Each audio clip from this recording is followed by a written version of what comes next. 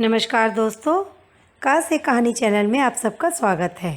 आज मैं आपको रस्किन बॉन्ड की एक लघु कहानी सुनाने जा रही हूँ। कहानी का हिंदी में टाइटल है पतंग वाला और इसका इंग्लिश में टाइटल है द काइट मेकर। कहानी आज के बदलते परिवेश के बारे में है। कहानी में एक बुजुर्ग है जो पहले पतंग बनाता था और सब पतंग उड़ाते थे। छोटे बड़े हर कोई सब मिलकर खेलते थे। समय कैसे गुजर जाता था पता ही नहीं चलता था। पर अब तो सब कुछ बदल चुका है। बड़े बड़े घास के मैदान गायब हो चुके हैं। वहाँ पर बड़ी बड़ी इमारतें खड़ी हो गई हैं। किसी के पास वक्त नहीं है। शहर में हर आदमी भाग रहा है। कहानी इसी सोच के साथ आगे बढ़ती है। तो शुरू करते हैं कहानी। गली रामनाथ में एक ही पेड़ था। वह बरगद का पेड़ पुरानी मस्जिद की टूटी दीवार के बीच से निकला हुआ था। अली की पतंग उसकी टहनियों में फंस गई थी। फटी कमीज पहने छोटा सा अली नंगे पैरों से गली में लगे पत्थरों को पार करता हुआ अपने दादा के पास पहुंचा। उसका दादा अपने पिछवाड़े के आंगन में धूप में बैठा ऊँघ रहा था। दादा जान, लड़के ने पुकारा, मेरी पतंग गई। बूढ़ा दादा अपने स्वप्न से झटके से जगा। उसने अपना सिर ऊपर उठाया। उसकी बहुत बड़ी दाढ़ी, जो कि बुर्राक सफ़ेद होनी चाहिए थी, लाल दिख रही थी, मेहंदी में रंगे होने की वजह से। क्या मांझा टूट गया? बूढ़े ने पूछा। पहले जैसी डोर अब कहाँ मिलती है? नहीं दादा जान, मेरी पतंग बरगद के पेड़ में फंस गई। बुढ़ा जोर से हंसा। तुम्हें ठीक से पतंग उड़ाना सीखना है अभी मेरे बच्चे। मुश्किल तो यह है कि मैं बहुत बूढ़ा हो गया हूँ, तुम्हें सिखा नहीं सकता, पर तुम्हें एक पतंग जरूर दूंगा। उसने उसी समय पतले कागज और रेशम की एक नई पतंग बनाकर धूप में सूखने के लिए रखी थी। गुलाबी रंग की हरे पुछल्ले वाली पतंग। बूढ़े ने वह पतंग अली को दे दी और अली ने अपने नन्हे पंजों के बल उचककर दादा का पोपला मुंह चूम लिया। इस पतंग को नहीं खोऊंगा, उसने कहा। चिड़िया जैसी उड़ेगी यह पतंग। और अपनी एड़ियों पर घूमकर कूदता हुआ आंगन से बाहर निकल गया। बूढ़ा धूप में बैठा सपने देखता रहता। उसकी पतंगों की दुकान कब की ख़त्म हो चुकी थी। एक कबाड़ी ने वह जगह खरीद ली थी। अपना दिल बहलाने के लिए वह पतंगे अभी भी बनाता था, जिससे उसके पोते का भी फ़ायदा होता था। बहुत कम लोग अब पतंग खरीदते थे। बड़े तो उन्हें बहुत मामूली चीज़ मानते थे और बच्चे पैसा पाने पर सिनेमा देखना पसंद करते थे। सबसे बड़ी बात तो यह थी कि पतंग उड़ाने के लिए कोई खुली जगह ही नहीं रह गई थी। जो खुला घास का मैदान पुराने किले से लेकर नदी किनारे तक फैला था, उस सारे मैदान को तो शहर निगल गया था। बूढ़े को वह पुराना ज़माना याद आता था, जब बड़े बड़े लोग पतंग लड़ाते थे।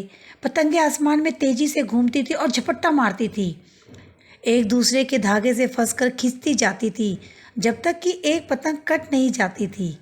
फिर वह थकी हारी पतंग अपने धागे से मुक्ति पाकर नीले आसमान में पता नहीं कहाँ चली जाती थी।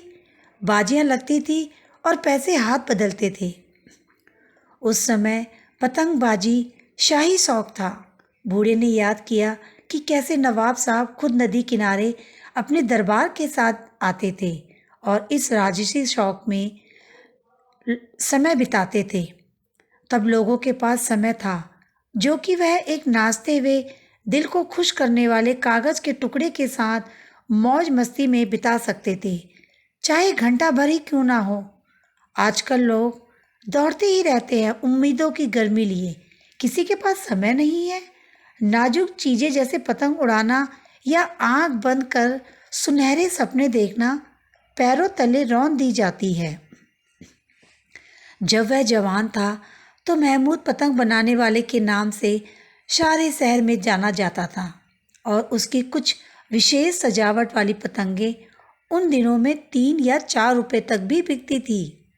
एक बार नवाब साहब के कहने पर उसने एक बहुत ही खास किस्म की पतंग बनाई थी, जैसे किसी ने कभी उस जिले में नहीं देखी थी।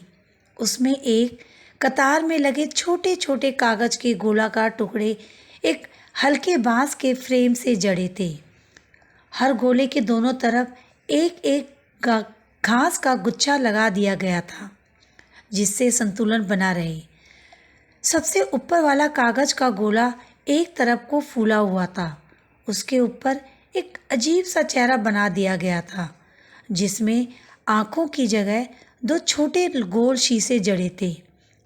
गोले सिर से पूंछ तक आकार में घटते जाते थे और कुछ लहराते से थे, और पतंग ऐसी लगती थी मानो कोई सांप सड़क पर रेंग रहा हो। इस बोझिल सी बनावट को जमीन से ऊपर उठाना बड़ी कला का काम था। सिर्फ महमूद ही उसे हवा में उड़ा सकता था। सभी ने महमूद की बनाई ड्रैगन पतंग के बारे में सुन लिया था और कहने लगे कि वह पतंग तिलिस्मी है। जब नवाब साहब के सामने उड़ाने के लिए वह पतंग पेश की गई, तब अच्छी खासी भीड़ जमा हो गई थी। पहले कोशिश फिजूल गई। पतंग जमीन से उठी नहीं, बस कागज के गोलों ने एक रुआसी व शिकायत भरी सरसराहट की। हिलने से पतंग की आंखें, जो कि शीशों की बनी थी, सूरज की रोशनी में चमक उठी और पतंग एक जानदार चीज सी लगने लगी। फिर सही दिशा से हवा आई और ड्रैगन काइट आसमान में उठ गई।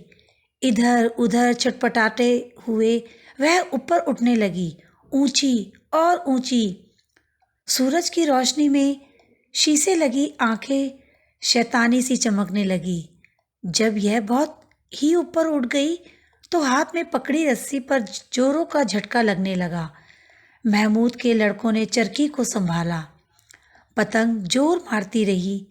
वह टूटकर निकलना चाहती थी, आज़ादी चाहती थी, अपने मन की मौज के अनुसार जीना चाहती थी, और आखिरकार ऐसा ही हुआ। रस्सी टूट गई। पतंग सूरज की तरफ लपकी और आसमान की ओर शान से जाने लगी और फिर आंखों से ओझल हो गई। वह पतंग कभी मिली नहीं और महमूद ने सोचा कि उसने पतंग में जीवन भर दिया था। वह बिल्कुल जीती जागती चीज हो गई थी। उसने दोबारा वैसी पतंग नहीं बनाई। उसने नवाब साहब को एक गाने वाली पतंग बनाकर दी। जब वह हवा में उड़ती थी तो वायलिन बजने की सी आवाज़ आती थी। वे आराम भरे खुले दिन थे। अब नवाब तो कुछ साल पहले मर चुके थे और उनके वारिस काफ़ी गरीब थे, करीब करीब महमूद जैसे। किसी ज़माने में पतंग बनाने वालों को आश्रम देने वाले लोग होते थे, जैसे कवियों को लोग सहारा देते हैं, पर अब महमूद को गली में कोई जानता ही नहीं था। गली में अब इतने लोग रहने लगे थे कि उन्हें पड़ोसियों के मिजाज फुर्सी का समय ना था। जब महमूद छोटा था और बीमार पड़ता था तो सारा पड़ोस आकर उसकी तबीयत पूछता था। अब जब उसके दिन पूरे होने को आए थे, कोई कभी मिलने नहीं आता। सच तो यह भी था कि उसके पुराने दोस्त सब मर चुके थे और उसके लड़के उम्रदार हो चुके थे। एक तो पास के गैराज में काम कर रहा था, दूसरा पाकिस्तान में था।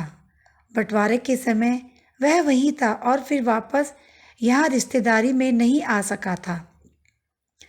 जो बच्चे 10 साल पहले उससे पतंग ले जाते थे, वे खुद अब जवान थे और मुश्किल से अपनी रोजी रोटी कमाते थे। उनके पास एक बूढ़े आदमी और उसकी याददाश्तों के लिए समय नहीं था। वे एक तेजी से बदलती और होड़ भरी दुनिया में बड़े हुए थे। एक बूढ़ा आदमी और एक बूढ़ा बर्गर, दोनों ही उनके लिए सिर्फ उपेक्षा के पात्र थे। उन्होंने तय कर लिया था, ये दोनों ही हमेशा के लिए इस तरह से जुड़े जरूर थे, पर हल्ला गुल्ला मचाती माथे से पसीना बहाती आम आदमी की दुनिया में जो उनके आसपास थी, उनका इससे कोई लेना देना नहीं था।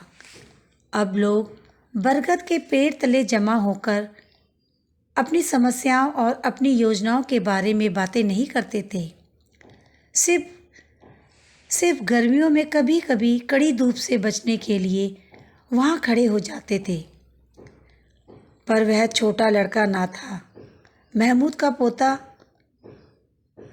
का बेटा पास ही काम करता था।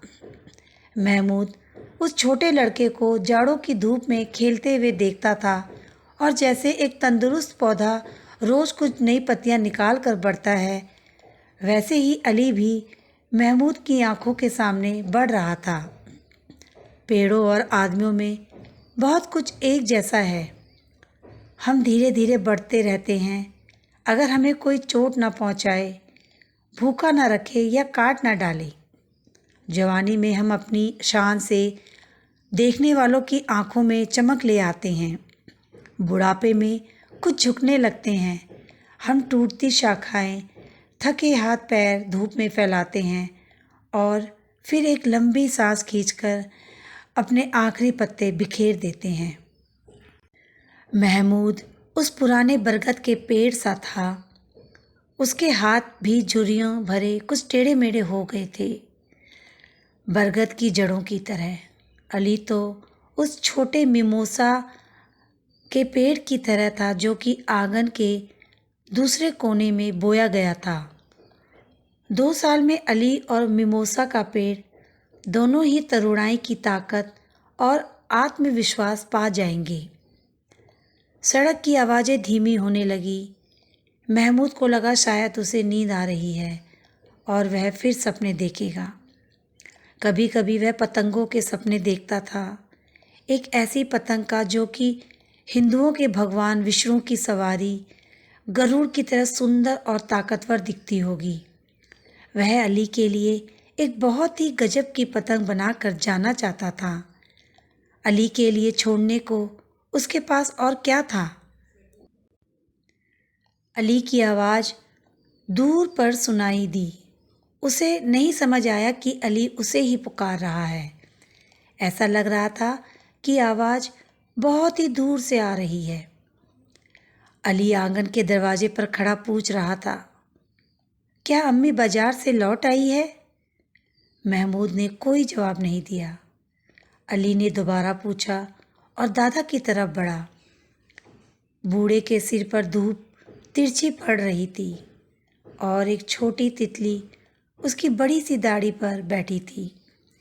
महमूद चुपचाप था। अली ने अपने हाथ उसके कंधे पर रखे, पर महमूद ने कुछ नहीं किया। बस एक आवाज़ सी आई, जैसे अली को जेब में रखे कंचे जब आपस में रगड़ते थे तब आती थी।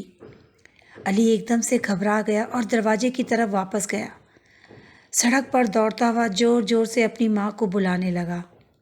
तितली बूढ़े आदमी की दाढ़ी से उठकर मिमोसा के पेड़ पर जाकर बैठ गई।